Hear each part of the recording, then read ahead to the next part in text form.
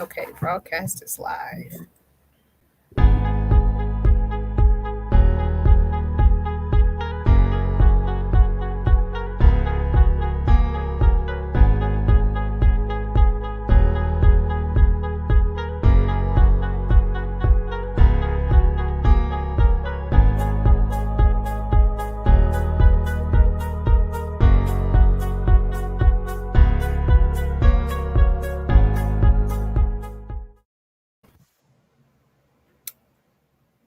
Hello. Hi, Hello. Raymond. How are you? I'm doing well. How about yourself? You know what? We won't go with well. We're going to say, what's your PF today, Raymond? PF. Wow. Yes. I'm going to say, what's the scale we doing here? From the book, sir, The Unapologetic Guide. Her meter, her PF meter, which was what, 1 to 10. Yeah, 1 to 10, and by then I saw one time it was like 1 to 100. So I like 1 to 10. That's a little bit more. That's a Woo! little bit more manageable. Right? Okay, so what's Uh, your PF? I'd say I give myself an 8 today. Bruh, that's good. how, That's how real good. about I would, yourself? you know, I would say I'm at a 7. Um, Went into work, thought I was just going to do one little project, and it wind up being more than that. And then my time, I got behind because, I thought I usually work from home. So I'm like, my commute from my room to here to do Uh, this is easy. So, it never fails. Right at 4:55. Can you do this? So yeah. But I'll say it's boosting because you know, talking with you, talking with Demetrius, talking with some friends. So it's getting better. It was like a 6 mhm. earlier. So, And that was because of the last minute thing. it Was was that a a lot dip of last. because of that? Yeah, it was a lot of little last minute things because I think I told you that I'm starting a new job. And Congrats. yes, I started a new job July 6th. So um, I decided next week, I gave my 2 weeks, but next week I'm taking vacation because of Good. my Yeah. PF. I started thinking about this Right. stuff, Right. and so this is my last full working week. So you know what that means. They're dropping all the projects. Right. Where's this? Where's that? And I'm like, I will get to it when I get to it. So I'm glad your PF is I'm glad your PF is an 8. Thank you, Demetrius. Um, congratulated me. But yeah, I'm so glad to hear your PF is an 8 because according to Miss Rheeda Walker, that's a tough number for Black people, especially Black men. So that's good to hear. Good. Good. Yep, yep. I guess we better introduce ourselves, right? Okay. After, we can after All right. you. Oh, thank you. I am Mocha Girl Classy. I am the Facebook chapter organizer. I am also the author relations coordinator for Facebook. And I'm glad to be here. And thank you, Black Men Read, for inviting me. Great. Great. Cool. My name is Raymond Williams. I am the Goodreads chapter lead for Black Men Read, and I'm glad to be here as well to talk about this awesome book that we're going to be discussing today. All right. So, where do you want to start? Well, we could just start just reminding everybody what we read. That sounds good. So everybody who's on the call or watching this video live stream or later, we read the Unapologetic Guide to Black Mental Health. The subtitle is Navigate an Unequal System, Learn Tools for Emotional Wellness, and Get the Help You Deserve by Rheeda Walker PhD, Dr. Rheeda Walker. Yes, Dr. Rheeda. It's a very good book. What was your overall thought on the book? It was good. Well, quick, I'm gonna say hi, Ashley, friend of mine from college, ECU, go Pirates. Um, so I thought this book was really good, um, especially from her coming from an academic background. It's very well written for a general audience, and especially for a Black general audience. Yeah. She's not using a lot of academic jargon. Um, so yeah, that's my first initial reaction. Yeah, I agree. I work in academia as well. I know you do too, as well as your other job, because I think you probably got more than one job, Raymond. I think you're adjunct, right? Didn't you tell me you're adjunct? I have been, not Okay, currently, but okay. yeah. But yeah, I agree. This book, as far as like a psychologist or from a psychology aspect, she wrote it in a personable manner, Mhm. everyday talk. It was as if a good auntie was talking to me. Mhm. Not the judgmental grandma. Right. Uh-huh. It was that cool auntie that say, "Come on, baby, Yeah. don't let the one auntie that's cool that you always go to it for advice that will tell you like it is." That's how I felt when I was reading this book. Um, she didn't go over your head. Mhm. Um, she spoke our language, as Black people. I felt, Yeah. yeah, Agree. yeah, Agree. yeah, One of our members, Demetrius Chambly, just said that it's a great book and should be in every Black home.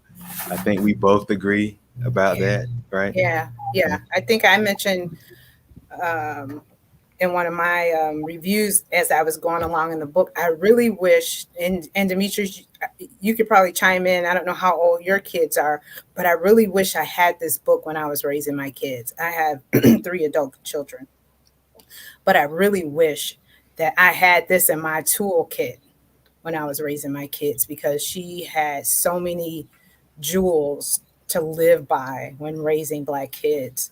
And because I did the, what was it, chapter 6, where she talks about assimilation and, sorry if you guys are hearing my paper, assimilating and internalizing racism.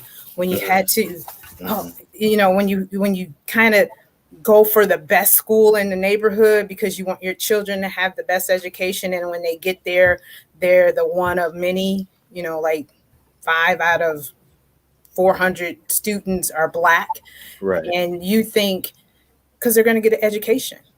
All Hmm. I care about, but I'm not realizing what they're internalizing and the racism, Yeah. because, and because, I mean, our parents, suck it up. You get a good education. You should be lucky to get a good education. But in the meantime, my kids could have been suffering Hmm. emotionally and psychologically because they're, the token kid and being called the N word and who knows whatever. Because I remember having to go to the school several Hmm. times because of some comments, some microaggressions. That's what we call them now. But some little comments Right. that were made, and I was like, whoa, whoa, whoa. Yeah. Right. Yeah. Yeah, And there was I remember there was a point in that book when in that section she was talking about that, where she said um, how those microaggressions can be worse than the more overt racism that we experience sometimes, right? yeah, And it's kind of like, because you always wondering whether or not what you experience really happened, yep, or are they gaslighting you, or are you just making this up? right. Is it So in my head? Am I right, overreacting? I've right, said that several times. Maybe I'm overreacting. I'm too yeah, sensitive. yeah. Yeah, And then what, like she said, your PF goes down because of that. So it's just like it, it's a struggle, right? yeah, yeah. Yeah. So you think about that and did you go to a predominantly Black school or predominantly white? College, For high school, whatever? it was all my schooling was pretty much predominantly white. Yeah. Yeah. See. Yeah. So when you were reading this, how were you feeling then? You know what? I thought about that section in what you're talking about, and with like being in school, especially if like you took honors or AP classes, you would Mm, definitely, yeah, I had friends and myself were always in that situation where we were like one of one of few, right? yeah. And especially when there's like the one story I remember for me was I was in English, I think it was junior year of high school, and we were reading Frederick Douglass's biography, Oh, and you know, and they want to start talking. Obviously, you got to talk about slavery, right? And so then I remember when that question came up, everybody looked at me like right. I had something to say, and You had all the answers, sir. right, I had all the answers. So and I felt a little. That was a lot of pressure for one person Yeah. to like represent at The that race. time 400 years of history, and you don't really know that much of it because you're 12, well, 14, 13, 15 years old. Yeah. Right. And then was your teacher black or white? It was a white teacher. Well, for that class, it was a white teacher. Yeah. Yeah. So they didn't help either. They're probably like looking at you too, like, okay, what insight do you have? So I had a teacher, my son had a teacher who called him, he was in AP algebra or one of those classes, who called him the token kid. Yeah. Really? Yeah. That was one of those comments where I'm like, okay, you, What? you got the right mom, sir. Yeah, he called him, the only reason why you're in here is your token. And I'm like, sorry, no, for you to get an AP, you need to have the grades. There's no token. Right, Yeah. right. There's no application process for that at all. No. So that means he opened up the door Uh-huh. for classmates to say Hmm. whatever they wanted. So yeah, so it's very interesting, like to hear your story. I too grew up in a predominantly white school, white neighborhood, which is probably why I did it with my kids. I'm thinking I'm fine. There's nothing wrong with me. Whew, Hmm. child. Mm. That's another story. We'll talk about that another time. But once you start reading this book, and I listened to the book, you start thinking, man, I have some issues that I need to address. And Right. I don't know if you watch some of her videos. I watched some of her YouTube videos too to kind of get some other information outside of the book. And she was saying that for the kids to be okay, the adults have to be okay. Right, right. Hmm. And that is tough for a lot of adults. Hmm. Do you think if you talk to your parents about psychological fortitude, do you think they'd be accepting? I think so, but I think in most cases, family members just don't, and especially, well, I can only talk about my own family, but from people who I know, that's not something you talk about unless you really going through something at the moment. Yeah, It's not like a everyday conversation. Um, so, uh, but yeah, I think if I brought it up, they'd be receptive of it. Yeah. I don't think there'll be any strong resistance in my opinion. yeah. So I'm reading Demetrius Chambly's comment. I have a 13 and a 15-year-old, and we discussed the book together, and their insight was powerful. This book is a great tool for teenagers. Demetrius, our children teach us so much. I've learned more probably about psychological fortitude. They didn't use those terms, but I've learned so much about my emotional well-being and wellness from my kids, because that generation, they're not afraid to Right. say, I need, a timeout, or I need, I want to see a therapist. Where in my time, see a therapist, like she was saying, that's for white people. We don't see therapists. We better Right. go to church and pray. Right. Talk to the pastor. Right. Exactly. Lay Exactly. hands on you, but Yeah. these children of this generation, I applaud them. I learned so much from them. So parents, whoever you listen to your kids. They have so much knowledge. So I am glad you were able to read that with your kids. Why do you think these kids are more open to that? Is it what do you think the cause could be of that? You know, I don't know. And I almost want to say social media, because if you think about Mhm. it, like with my kids, the way I was raised, I wasn't raised to talk about therapy and all, those Mhm. type of things. So, Right. and just reading and knowledge, and they just don't have that fear. I think like we did, um, of adults, like you you didn't talk back, and you didn't say a whole lot in my Mhm. household. You could say a few things, but if the tone got up to, the octave got too high, you might get in trouble. So it was like either I'm gonna fear getting in trouble. I'd rather not get in trouble. Where I think the kids now, they rather take their chances, Right. and Mhm. listen to me. So that's what I think. Let's see. Did anybody else have answers? The kids are resilient. We need Mhm. ones. We the one. Whoever said that. The kids are resilient. We are the ones that need help most of the time. Amen. Amen. Man, I was saying the same thing. Like, shoot, I need to be on their couch. Right. Right. Oh yeah, that's a good one. I think celebrities talk about it more now too. Yeah. Very true. I think them being open and making it normal. Right. Yeah, that is Yeah. a good point. Very good point. Someone else mentioned in the comments, tennis player recently. I think they're talking about Naomi Yeah, Osaka yeah, and her, um, prioritizing her mental health instead of going in front of the media yeah, after her matches and so forth, and how she basically went on and told them, "I'll pay a fine. I'm not going to subject myself to the media when I know I have an anxiety problem." Right. yeah. So yeah. Woo!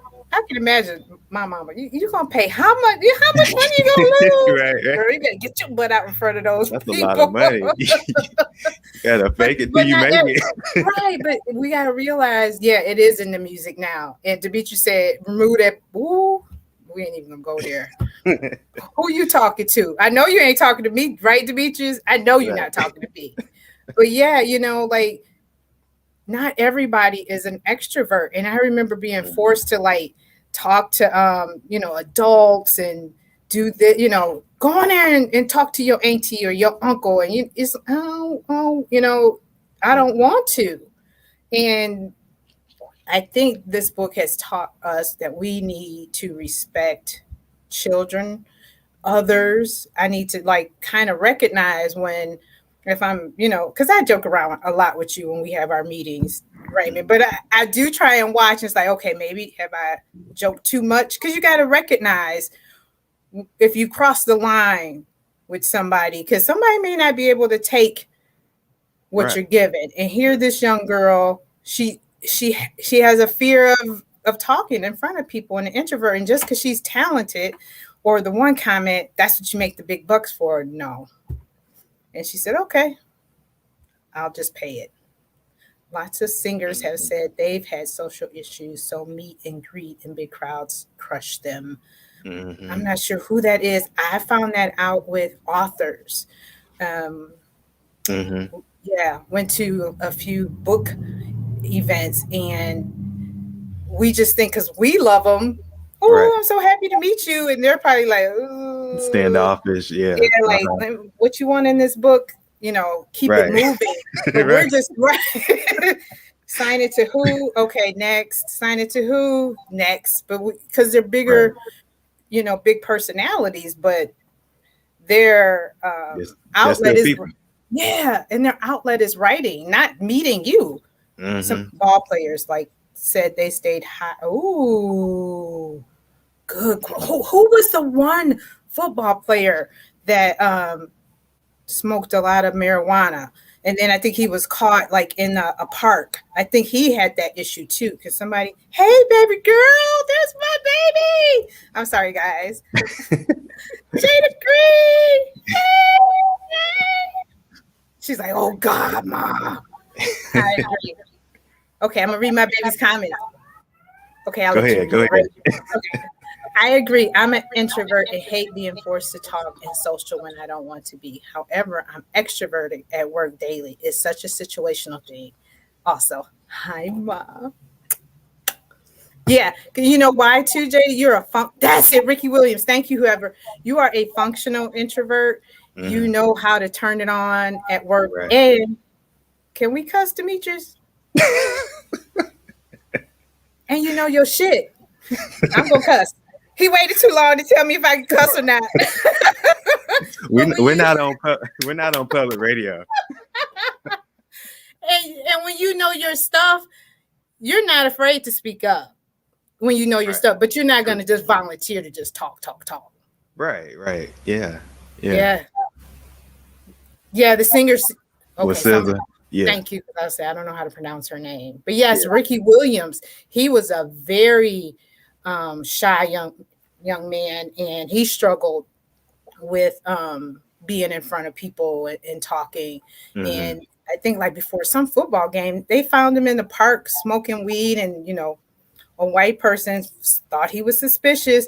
Like I'm just trying to relax before the game, and it was a big to do. So yeah. Wow. Yeah. And somebody else. Well, I think of the one guy who says, I'm just here so I don't get fined. Oh, yeah.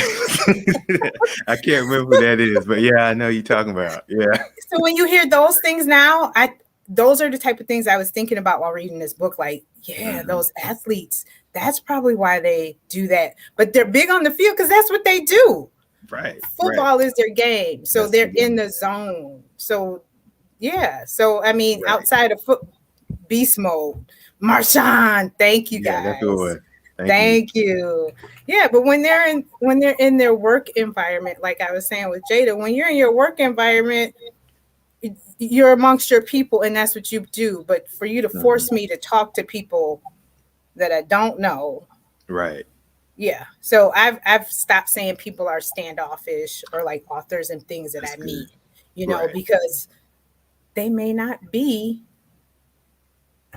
a people person. Yeah. And they don't have to do those book signings to begin with, right? Yeah. That's it's funny because you think about a lot of really big time authors who just don't do it at all. Yeah. And then the ones that you're talking about, right, do it. And then, we're like, we'll give them bad rap. Yeah, they weren't nice to me. But we don't know what was going on in their lives or anything like that. Their psychological fortitude was probably at a 2 because just like you said, they're anxious about talking to people. So not just people, a bunch of people. Right. And some people that want to touch you and hug and all that stuff. I think Octavia Spencer says she don't like people. She doesn't like it when they touch her. She's an actress. So you think so. You start just thinking about all that because I think on a daily basis, I don't know if I want you touching me either. Just because I'm famous, I don't like you touching me at the store and we're in line. Right. So yeah. Selena says, "Hi, Selena. I think social media has taken away the need to interact in person and has made it where talking in public and public speaking is hard, or speaking in public is hard." I agree. I see that a lot with kids or young people. Right. Yeah, because they're all in the phone.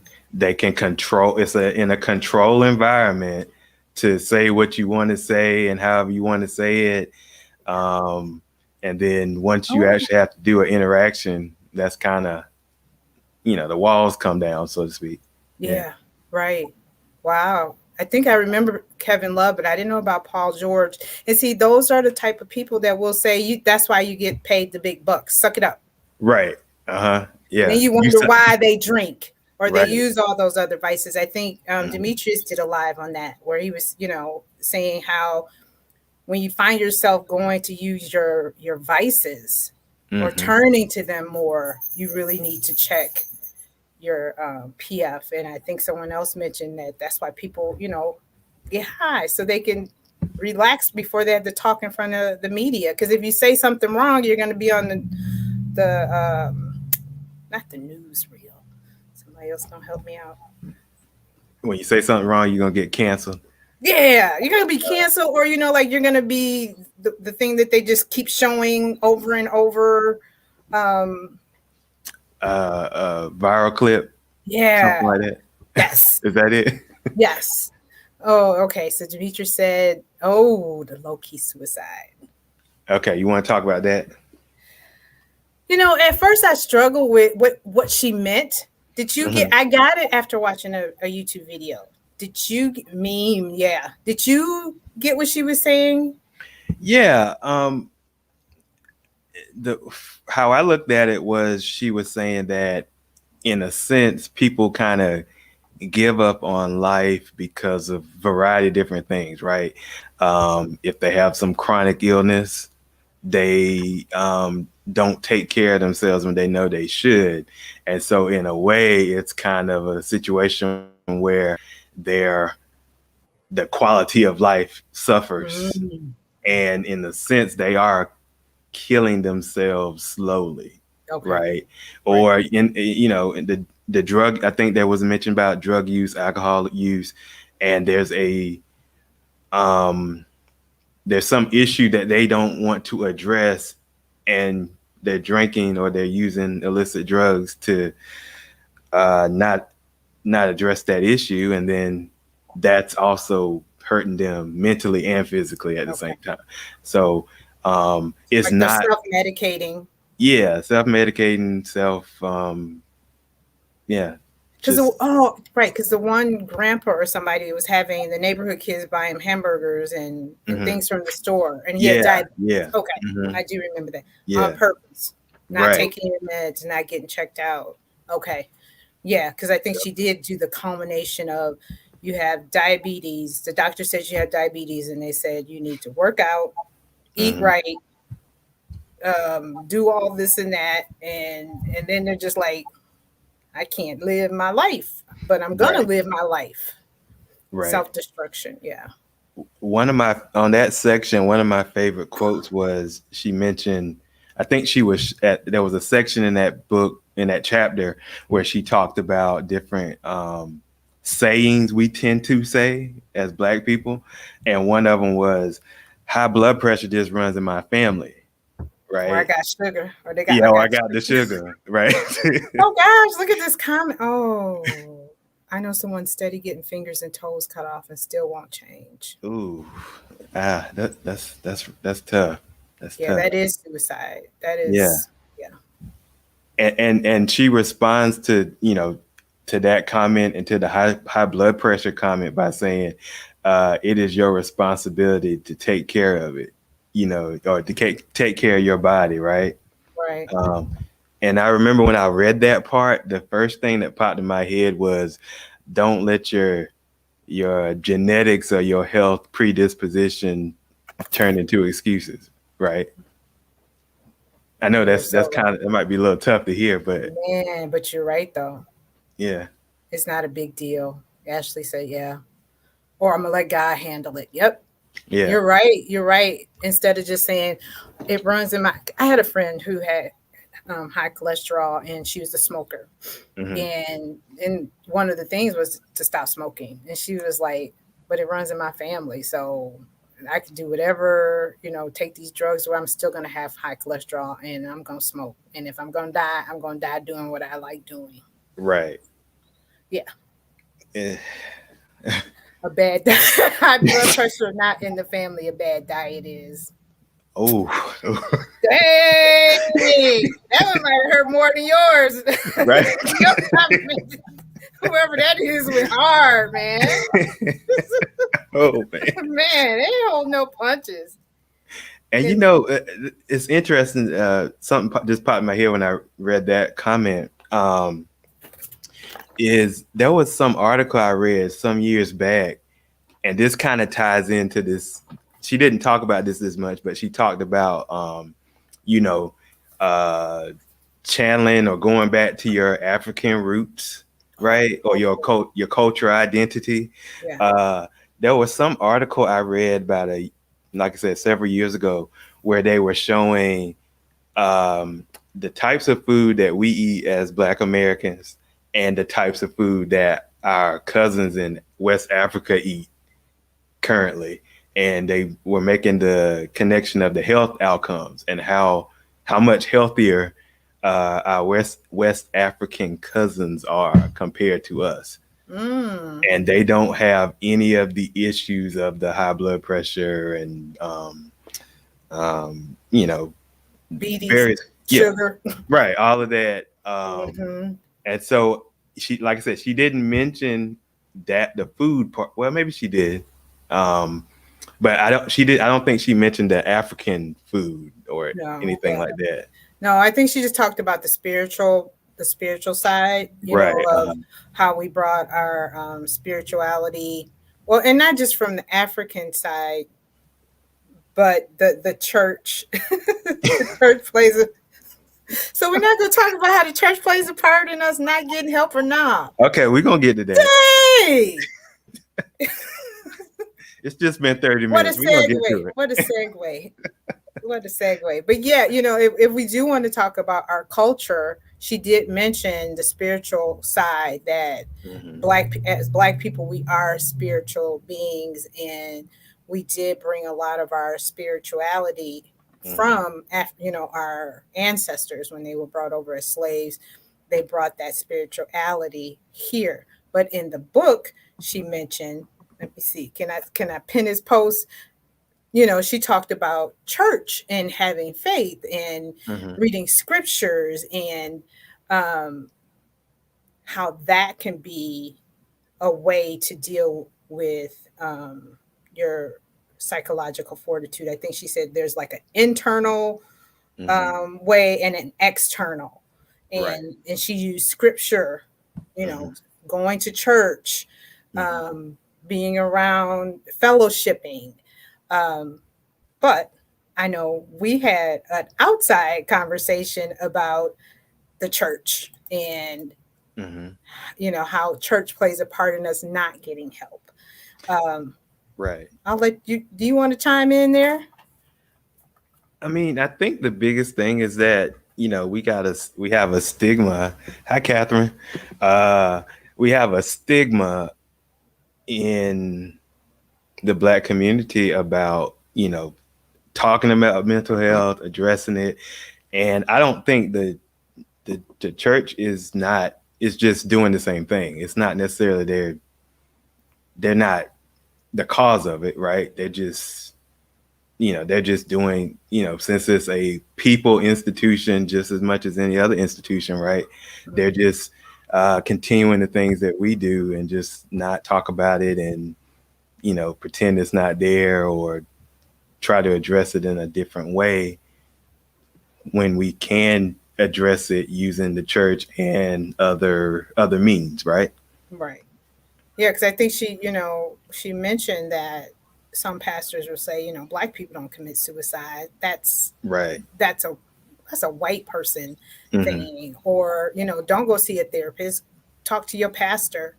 I know several people who will go to their pastor for psychological advice, and I'm like, he's not licensed to talk about your mental health.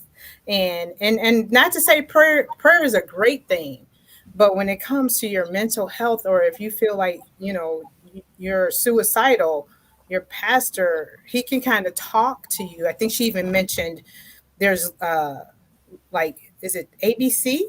There were 3 levels that when somebody is suicidal that you can do to help them. But a lot of times we're just taught to go to church, talk to the pastor. He'll help you. Yeah. And they're not all pastors are licensed doctors or licensed counselors or licensed whatever. And lay hands. Right. We can remove that spirit from you by laying hands on it. Right. And sometimes it's not a spirit. And I think too what we tend to forget, and as I was reading this, I'm going to read a comment. I was glad over the years to finally have some pastors admit they need to bring in outside sources. Mm-hmm. That's a good church. Yeah. That's a good pastor. Mm-hmm. And that's exactly what Raymond was saying, that some of these pastors are so stuck in their ways that they don't want to change their Right. ways. But we tend to forget that suicide does exist in our community. Mm-hmm. It may not be talked about as much because Right. we're private. We don't want people to know about it. Right. Just like mental health, like I'm just gonna be real. We gonna be real here. How many of you Let's guys be know real. it's a cousin or somebody's uncle that's in the back room that they keep in the back who struggles with mental health? You know what I mean? Right. But they Right. don't want to bring Uncle They don't want to bring. Junebug. No, go bring him a plate. In Mm-hmm. there's it exists in our community, but we don't want to talk about it. And it's And always, yeah. I was gonna say it's always a comic relief in a movie or a TV show too, right? Yep. Yeah. Soul Food. It was in Soul Food. It's been in, a couple things, but it does exist in our families. Schizophrenia, bipolar, manic depressive, and there's nothing wrong with it. It's a chemical imbalance.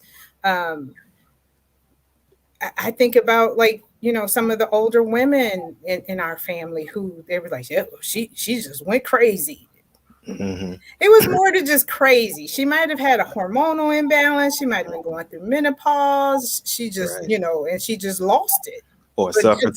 Right. right, and suffered from something before, and it was just a buildup. But I think we just keep going, and when we don't address it, it becomes massive. Mm-hmm. It's to the point where it's like I need a whole lot of help. Right. So, but Right. yeah, but she did talk about the church, and just being able to kind of say, I think I'm going to go see somebody outside of my pastor. Mm-hmm.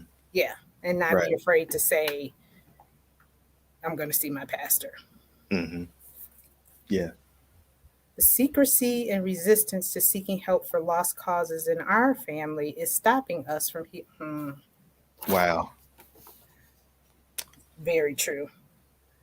That See, that topic of what airing out your dirty laundry and I mean that's a big thing with us, right? With our community is that yeah, it kind of everything kind of goes back to racism, right? So yeah, it's all about you got to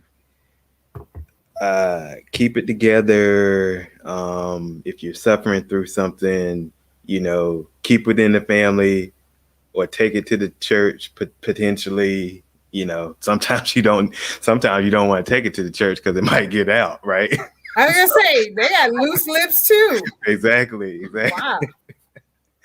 But it's something about those secrets. Yeah. Something about it.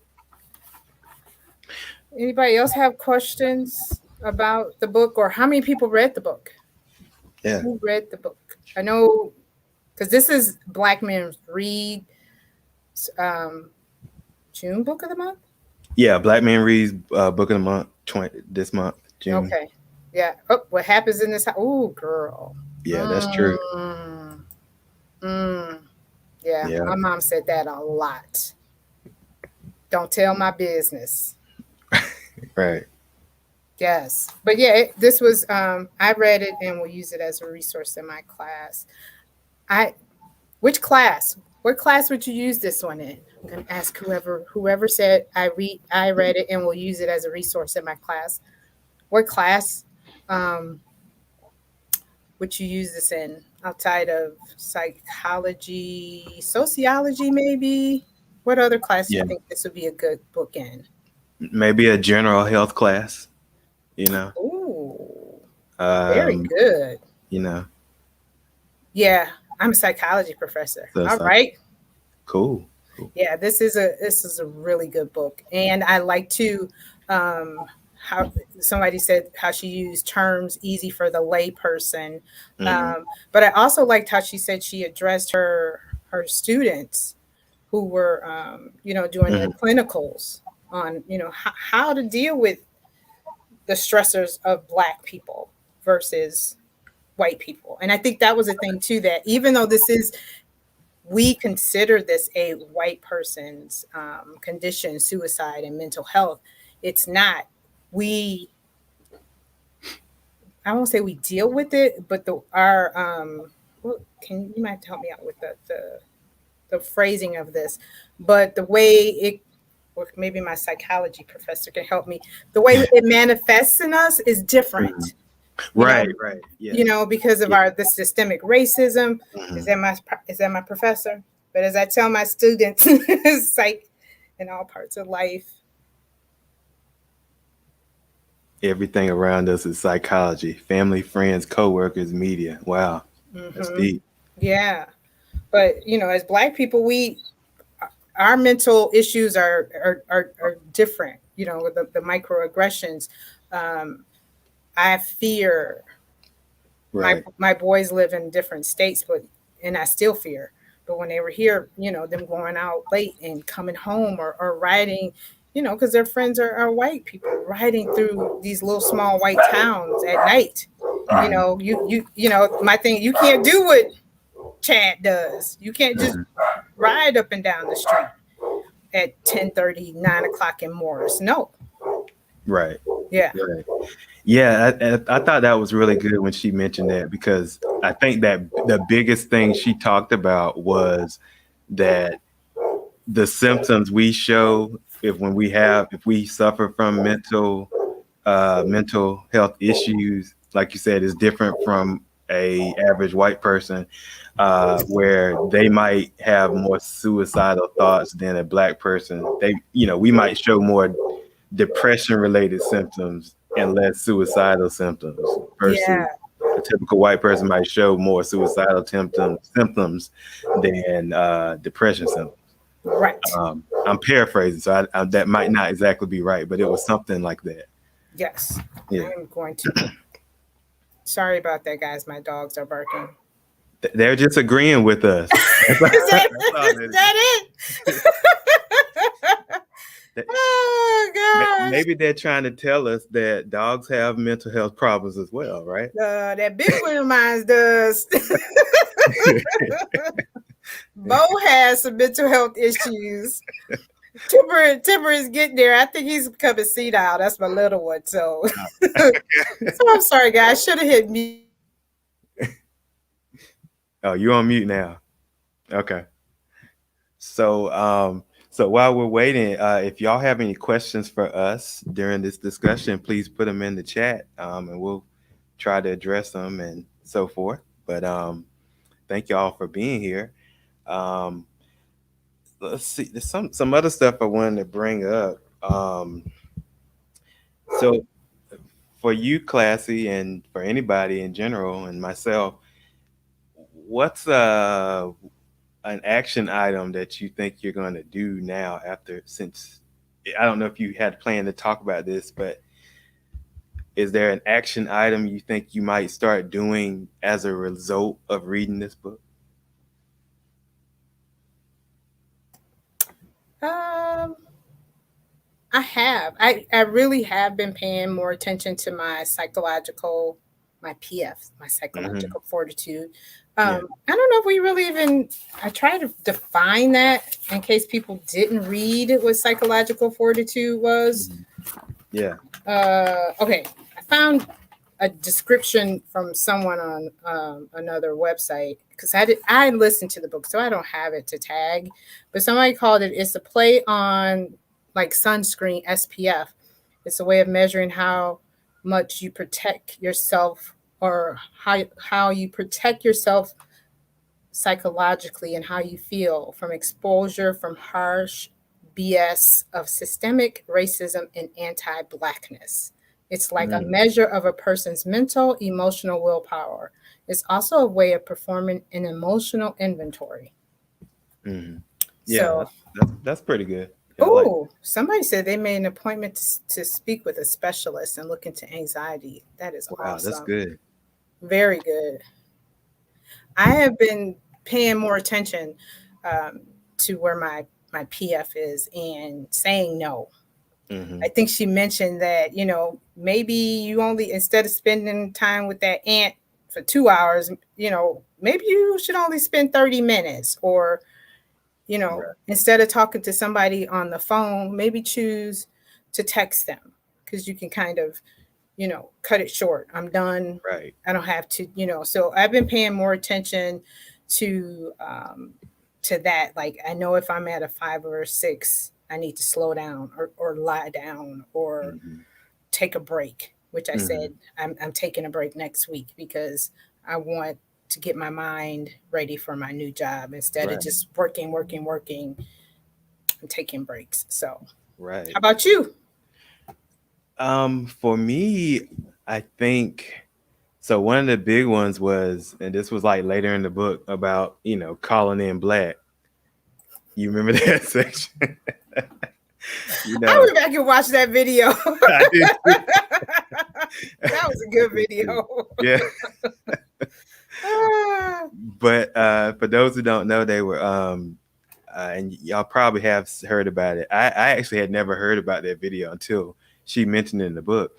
But it was this a viral video several years ago where uh, this young lady was talking about what you should do when you are experiencing a lot of racial trauma, if that's news stories about some of our unarmed brothers and sisters who are getting killed by the police, just various different things that you know we face or experience in this life.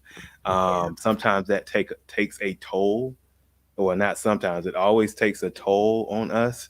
Yes. And if I remember correctly, there was a part in this book where she said um, there was a study that showed when we see those type of stories about unarmed men and women getting killed by the police, that our emotional what was it our emotional health takes a toll um, for about 1 to 2 months. Yeah.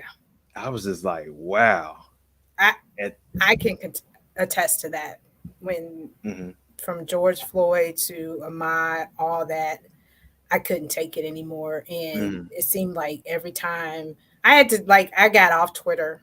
I got Yeah, off a yeah. couple of social medias, because Mhm. in my timeline, somebody was talking crap.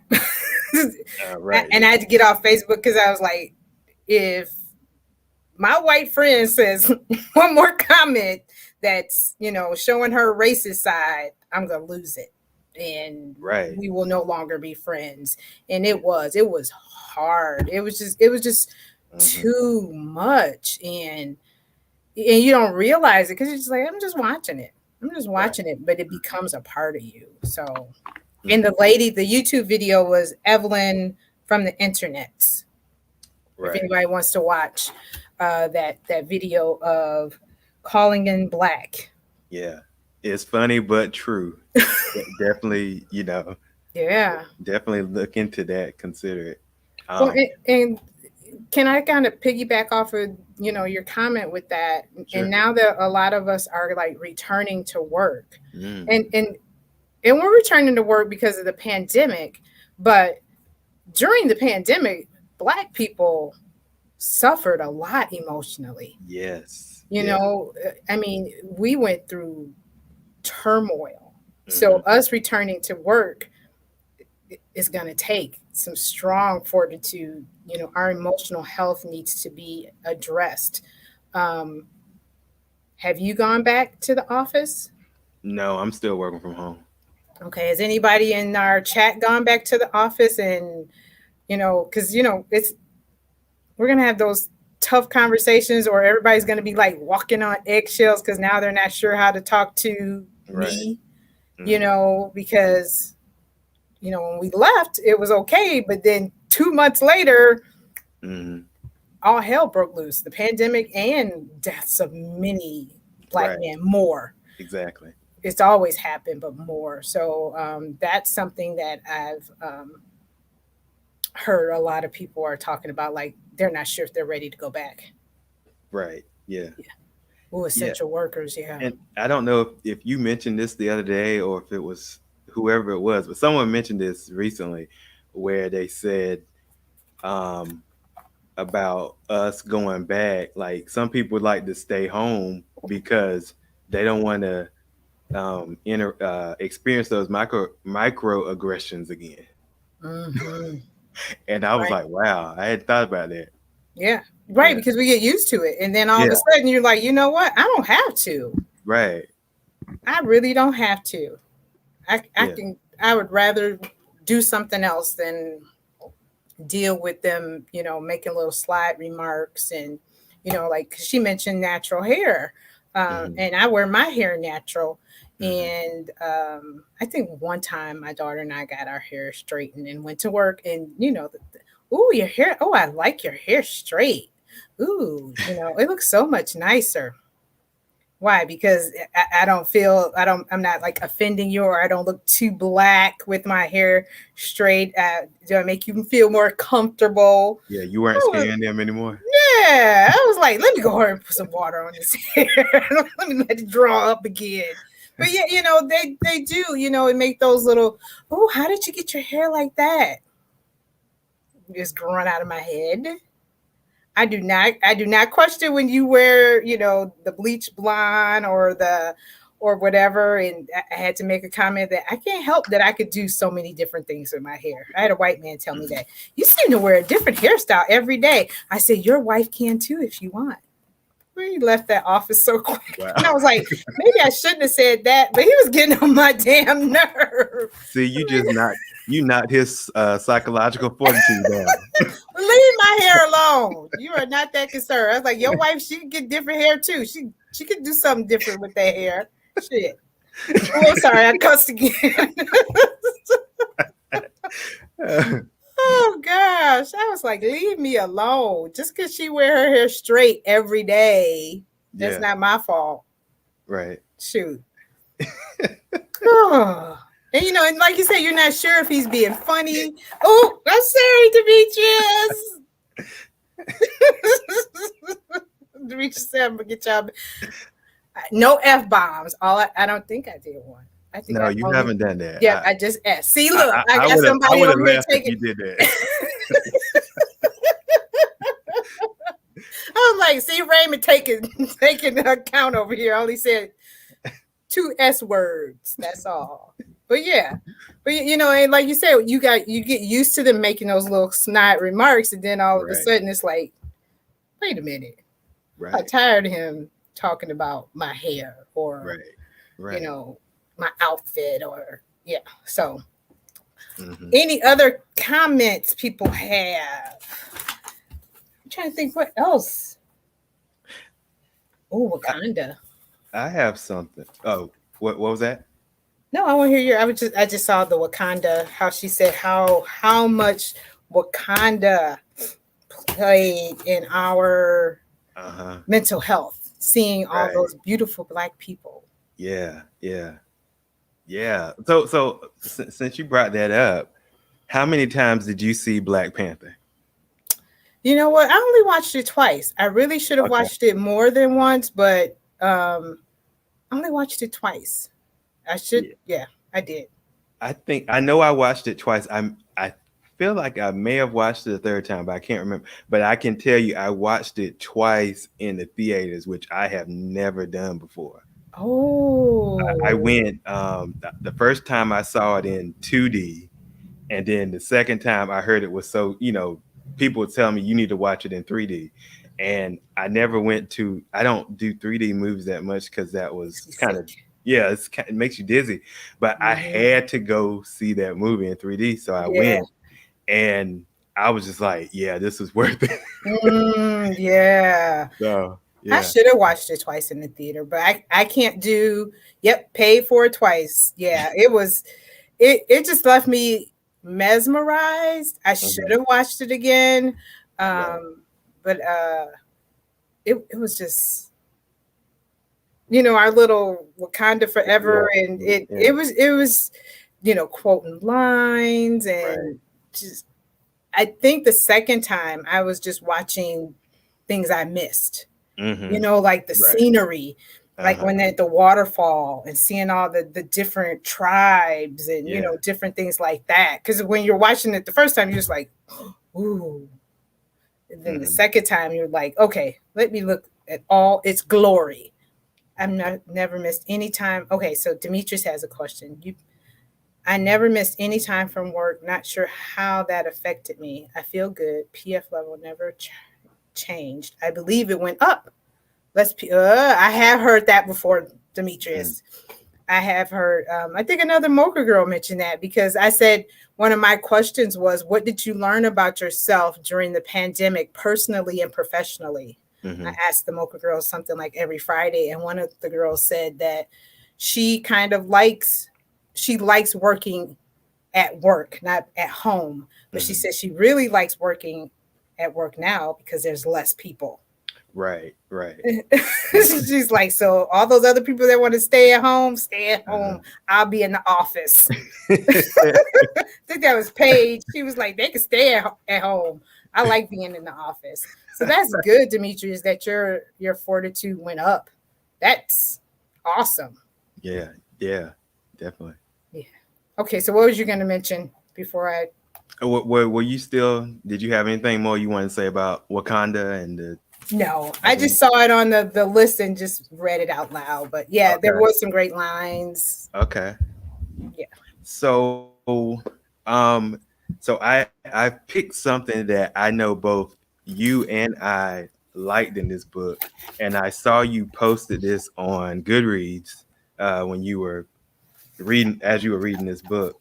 Okay. This is like near the later part of the chapter when she talked about the importance of removing the word should from your vocabulary. So let's start with that. What does that mean? What does that mean to you? Why did that resonate with you? Because I use it a lot. Uh-huh.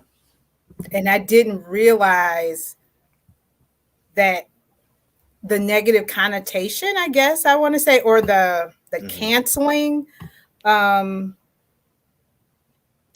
yeah, I do. I use it a lot. Like, you should do this. I should do this. And Hmm. it's like, don't should just either for myself, I will.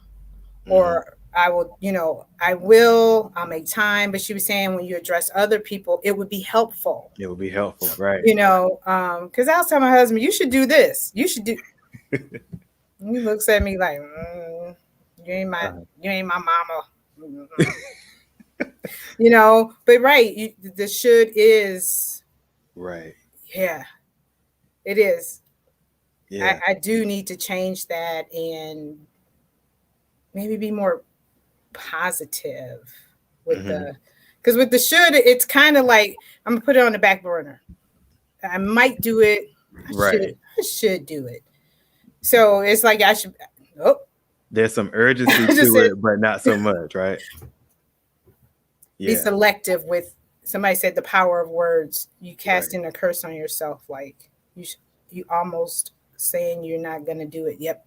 Yeah. Yeah. Yeah. Yep. Because I Yeah. know, like I journal, or like when I Hmm. plan out my day, I always use verbs Hmm. for my first, instead of saying doctor appointment, schedule doctor appointment, plan my day, call so and so, schedule that. So choosing, yes, I choose an action word. So yes, instead of saying should, I'm going to choose another word. Right. Right. I don't know what that word is yet. How about you? So I had the same feeling, and after I read that section, of course, when you read something like that and it resonates with you, you have that tendency to be like, let me make sure every time I say it, I catch myself, right? Hmm, And then I change it. I said, let me not say should, it'd be helpful if I did such and such or whatever. that's a good way to Um, put it. but you know what was cool about this? I read that section one day, and then the next day, I ran across this quote the very next day that kind of spoke to that same sentiment. Um, and this guy named James Clear. You heard of him? Yes. Okay, so he wrote this. This is a quote from him that kind of speaks to this. I think you might like. Think you all and the audience might like this. So we spend a lot of time talking about everything we have to do. You have to finish 10 things at work. You have to exercise today. You have to cook dinner for your family. Now change one word in each sentence. You don't have to, you get to. You get to finish 10 things at work. You get to exercise today. You get to Mm, cook dinner for your family. The right perspective transforms your burdens into opportunities. wow. And when I came across that, and like I said, it was either the same day or the day after that should section. I read that should part in her book, and I Mhm. was just like, wow. And like someone mentioned in the comments, the power of words can like really determine a lot of, you know, your your mental state, your physical state. Yeah. Uh, Your mindset. right. Yeah. It does change the whole feeling of it. It's not burdensome as much. I Right. gotta cook dinner.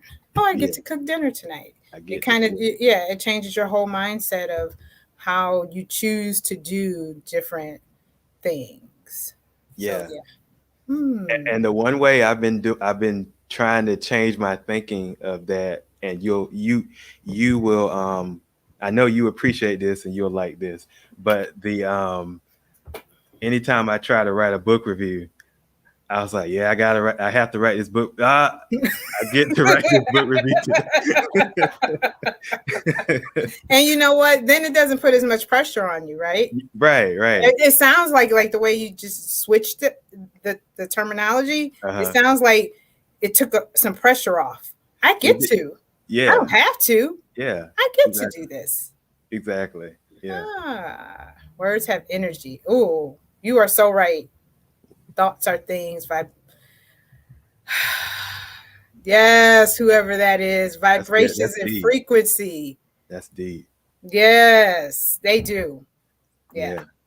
I have to get my chakras and stuff aligned. Get Yeah, but they your do. They are very powerful, um, and when she said that the words have energy, and those are some of the things like when we have to speak life into our right, children, speak life right. into our family, our spouses, friends, Uh-huh. and I think you had mentioned, and I guess maybe we're going to wrap it up. We're at like an hour, or if we keep on going, but like how you had said, you guys had watched a live with melanated reader, and he was like, I love my people, because it's Yeah. like when we get around each other, it just gives us energy because we It, chit chat, we talk on, we don't, we can be our unapologetic self yeah. around each other. I don't Right. have to put on, Unfiltered. yeah, I don't have to try and fit in like Right. I do at work. So, being around my friends and being around my kids and being around you guys, it's, I'm letting them fly. I'm saying, you know, this is how I'm feeling, but it does. It helps with my fortitude, and that's what she said. Those are some external ways that I can use. Call a friend. Mm-hmm. What are some of your external ways of dealing with stress? Oh, Mm. oh, I'm sorry. Hold on. Getting on shot.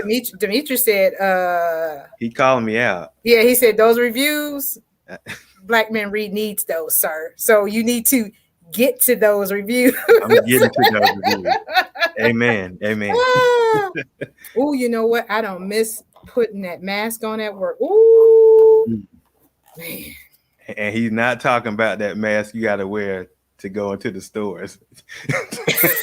Get that right. Yes. I Not was that so not happy. that surgical mask. Mm-mm. Wow, that's deep. Yeah. So what was the question you asked me? The external something? Yes. What are some of your external ways of dealing with stressors? Mm. Okay. Um I guess it kind of depends on what it is. If it's something that I think is kind of a big challenge, I try to see where I can break it down in small chunks, right? Mm-hmm. Small manageable chunks. Um, you know, I think she mentioned in this book about deep breathing at Yes, one that point. diaphragm. Diaphragm, yeah, Yeah. or something like that. Yeah, Yep. yeah. I don't do that as much. Well, I'll put it this way: the way she explained it, she has a trick in there where she says you should do, if your diaphragm is moving more than your chest is moving, then you're doing it right. And so I think that's what it was, or something like I'm that. trying to. I'm like, okay, For your tummy area, if when you're breathing deeply, if your usually people's chest goes up higher than their stomach, but okay, for a deep breathing, your stomach needs to rise or expand more than your chest, or something like that. okay, okay. I Um, can see that because that's the diaphragm. Yeah, got it. yeah, yeah. And so I've been trying to do that a lot more. Of course, walking. Um, Mhm. especially when it's like, if you have a stressful session at work, or you're stuck on something, and Yeah, working from home has been very pushed me a lot to do that, walking outside, and at least for like 10 minutes, so I can like at least get some fresh air. That always yeah. helps for me. Yeah. Okay, so user, what is the TBIS method? Yes, that's right. The babies do breathe like that. Mm. But what one of the users said, the TBIS meditation, yes, daily meditation. I'm with you, Raymond. Like when I did work, I used to didn't take lunches, and then I started taking lunches more often. And Mm-hmm. even if I just or I would like eat at my desk, and then I Yeah. stopped doing that. I would take myself away from my desk. Even if I went to my car, I was no longer at that desk. I tried to separate myself from work Mm. and home. With work in it's lunchtime. Get away from my Right. desk, and we get outside and get some vitamin D. And then now Mm-hmm. I do the same, where sitting at that computer and working from home. Typo. I teach my class this method. Okay, alrighty, cool. Nice. But what was I gonna say? But now at home, like I'll take a break. I'll go walk the dogs, and just getting that vitamin D and some sunshine will Right. just change my whole mood from looking at the computer. Some other external methods is I journal. I Mm-hmm. like to journal. I like to plan. I like to play with my little stickers. I will color. I do all that, anything to take my mind off of it. Internal, I got to do more yoga. I used to do some yoga, some deep breathing, stretching, sometimes just taking a damn nap. Yeah. Yeah. That Woo! nap, man. Man, baby, a A, nap. a nap. Ooh, you just don't. A lunchtime nap. Or as I tell my friends, ooh, y'all, I think I just took a desktop nap.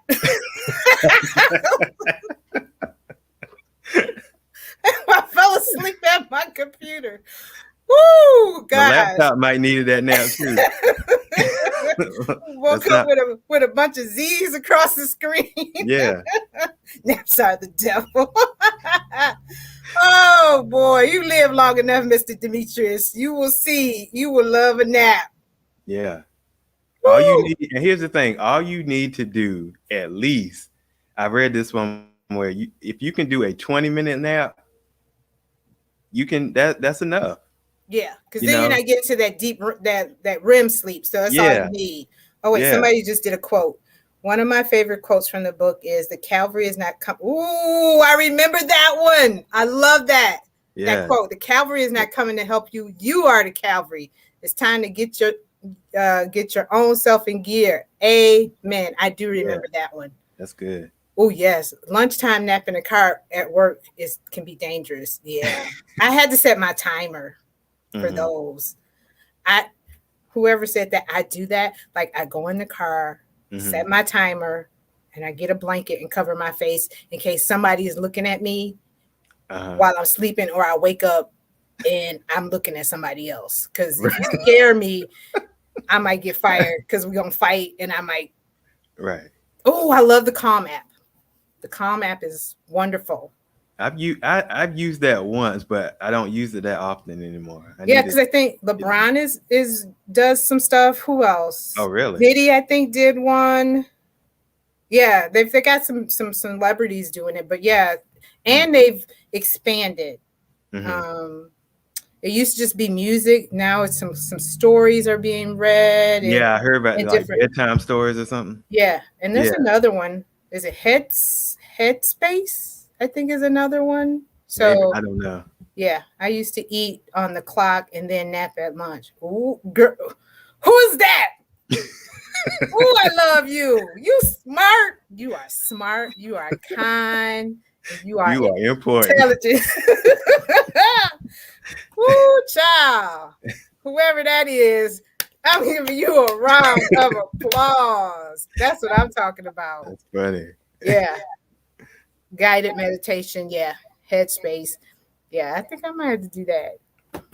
Eat on the clock and nap on my time. On your time. That's right. Because who can't eat and type, right? I don't think I've ever tried, No. but no, I think I'm too nervous that I'm going to spill something on the Okay. keyboard or something. Okay. Eat on But my time. That's yeah. right. y'all are chill. Hey, we getting advice over here. Yes, We're having a discussion and getting we advice. And thank you for that quote. Anybody else have any quotes or questions?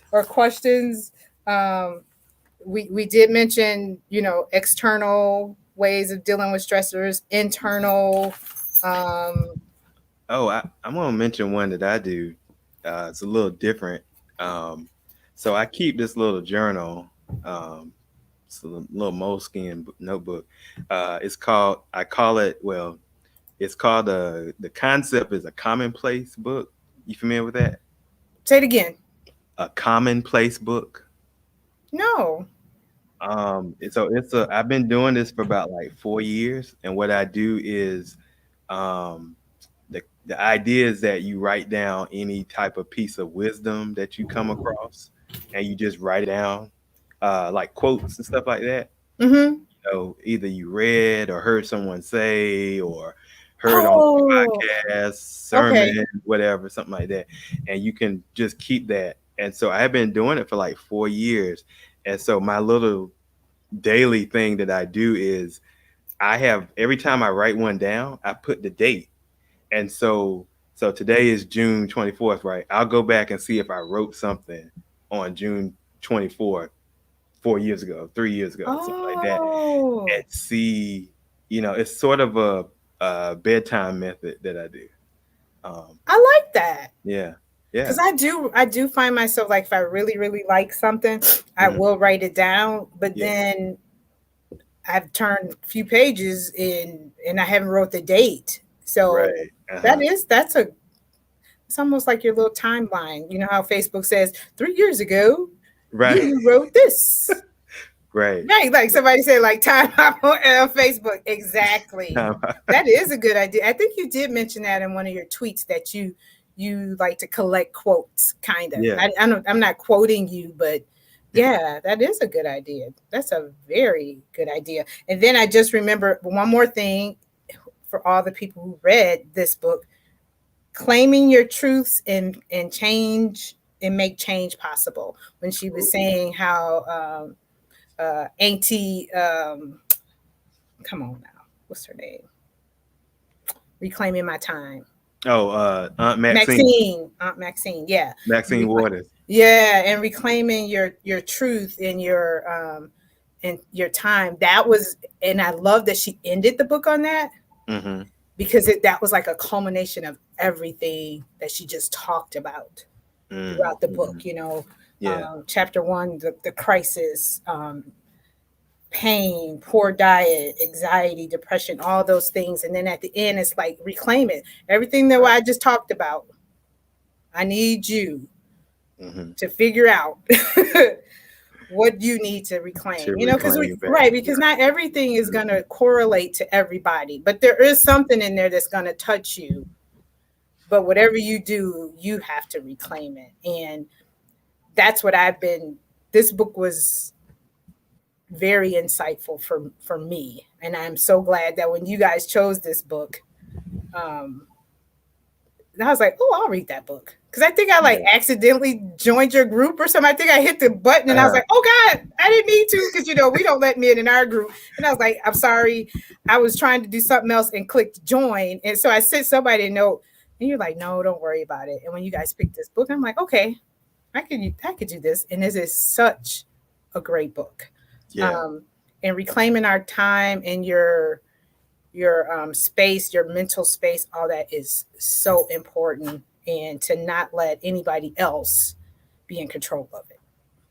I think that's key, because so many times, especially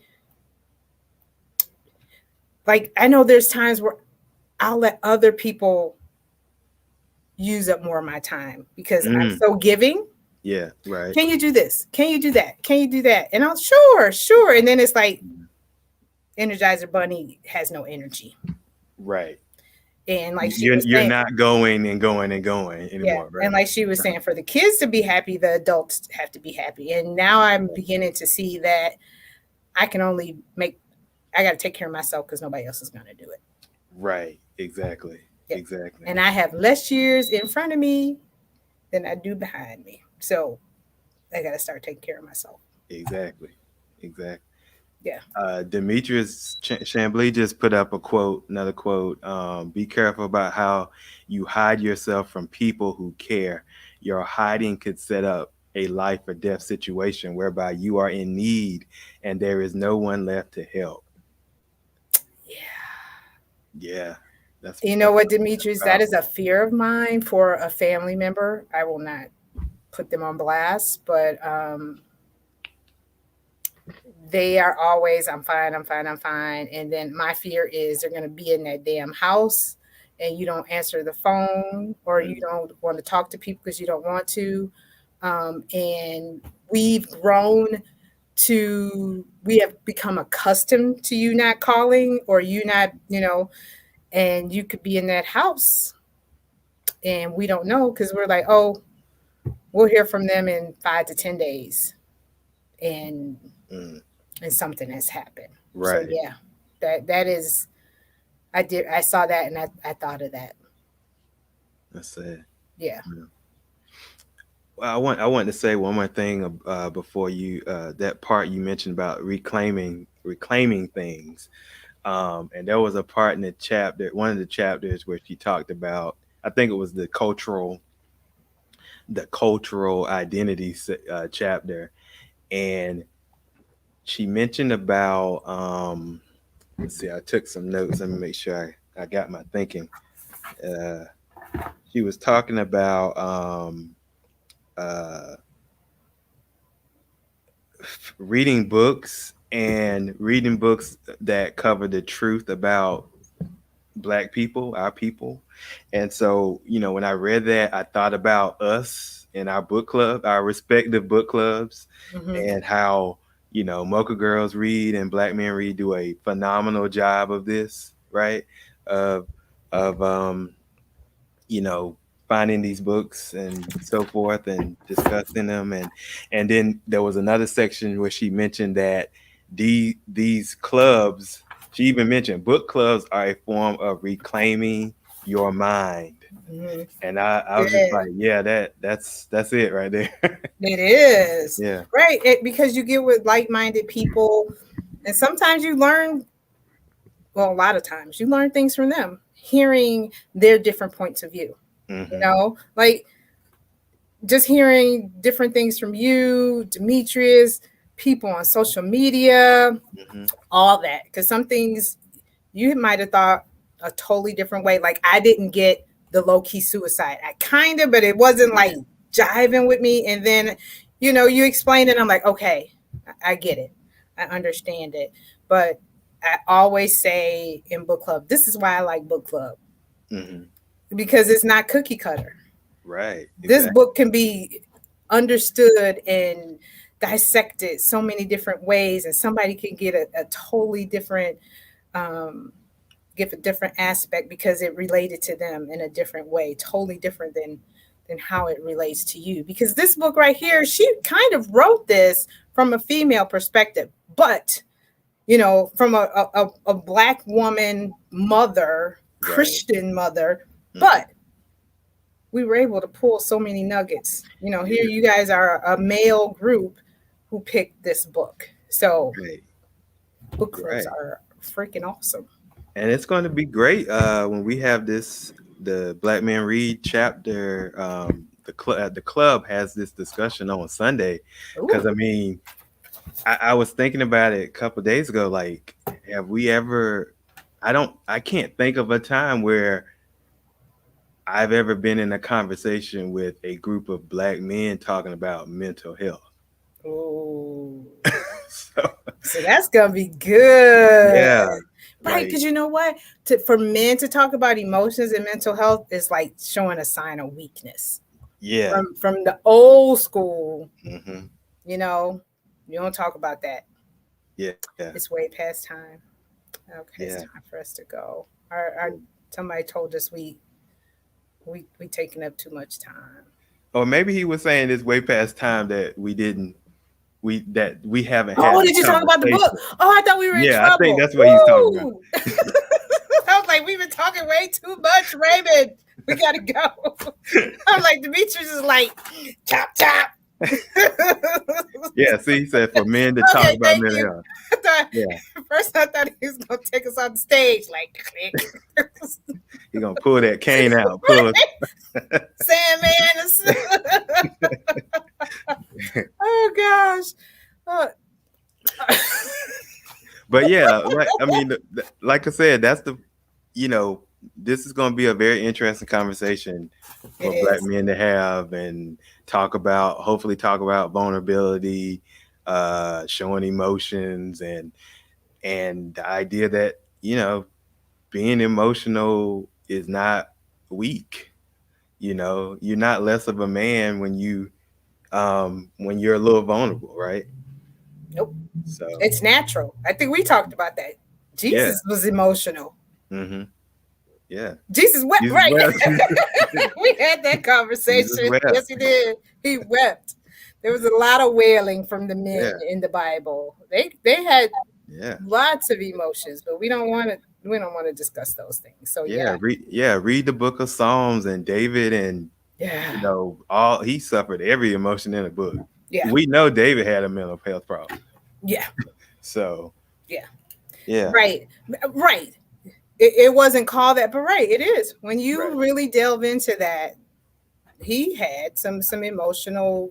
He was in emotional distress a lot. Mm-hmm. He was going through a lot. So I'm glad. I'm really glad that you guys are going to be able to talk about that, and it's going to be a really good discussion. Yeah. I really think so. Wish I could be a fly on the wall. So are there any other questions from anybody out in the audience today? While we're still here. Yeah. Let's see. So I will a couple things before we wrap up. Thank y'all for coming today. We wanted to remind you all to join. If you're interested in joining a book club, join Mocha Girls Read or Black Men Read. Classy, you want to talk about any events coming up for you all? Let's see. What's today? Friday? No, Thursday. On Monday, they're going to have silent reading night, where everybody just meets on Zoom, introduce yourselves, and you kind of sit there and read your own book for an hour, and that's it. You don't discuss it. I mean, you might mention what you're reading, but it's a time to just kind of carve out some silent reading for yourself. I believe this weekend, one of our chapters will be discussing our book of the month. Or that might be next month. And currently we are reading Juliet Takes a Breath, which is by Gabby Riviera. The theme is LGBTQIA Latin X female. And next month we will be reading The Black Kids by Christina Hammonds Reed. So we're really excited. All right. And for Black Men Read, so as we mentioned before, this is the Unapologetic Guide to Black Mental Health is our book of the month for June. We're having a discussion about that book on Sunday, June 27th at 2 p.m. Eastern Time. And so in July, we are not having a book of the month. We're skipping that for the summer. In August, our book of the month will be The Victory of Greenwood about the Tulsa race massacre by Mm, Carlos Moreno. That's going to be August 29th at 2 p.m. okay. And then on September, and I'm really excited about this. I might join Really, y'all. yeah, I'm really excited about the September book. That's a good book. Is The Secret Lives of Church Ladies by Deisha Y'all. So I'm excited about that. Yeah. We'll be reading that in September. So, There's a lot of mental health stuff in there too. oh, it does. Well, you know what? She doesn't underline because Okay. it's church stuff. Okay. Yeah. So I can't wait to hear your thoughts on that one. I might have to join y'all or just kind of like peek in. Okay. You're invited. Come on down. Yeah, God, that book was wonderful. Yeah. I can't wait to read it then. You guys have a good lineup. Cool. Yeah. Well, thank you all for coming today. Classy, can you tell us where they can find you on social media? Yes, you can find me on Twitter at Classy Green, Instagram Classy Green 1. That's it. I don't have anything else. No blog. No, like I said, I do the Facebook. I'm the Facebook chapter organizer. So if you want to join me over there, we discuss the book every Wednesday. Whatever is the book of the month, every Wednesday I have a discussion question. Well, like questions. We have fun. Nice. And you can find me on Twitter and I just got on Instagram, RT Williams 16, and I have a blog, and the link is on the feed right now. So yeah, so thank you all again for coming. Hope to do this Raymond again. has a really good blog. I'm Oh, sorry, thank I you. just had to bring that in there. If you like history, check him out. Thank you. All right. Well, that's it for us today, you all. Thank you all for coming. Hopefully we can do this again. This was really fun. It was. It's a great book. So I think that's it. I think so. Thank you for having me, guys. Thank you for being here. All right. Have a good night. Bye. Bye.